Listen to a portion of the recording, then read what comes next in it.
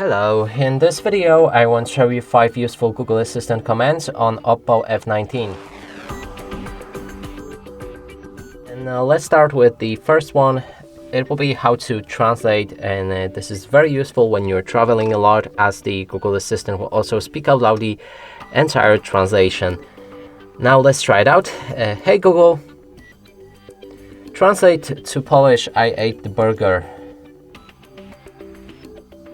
Polish, that's zjadłem burger. Okay, moving on to the next one will be how to count calories in your food. You can ask Google, hey Google, how many calories in a Big Mac?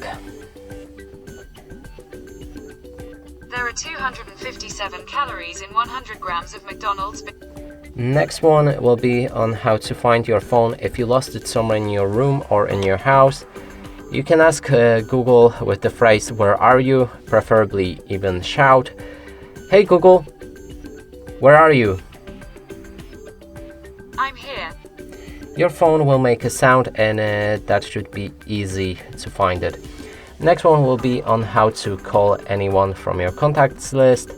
Hey Google, call my mom.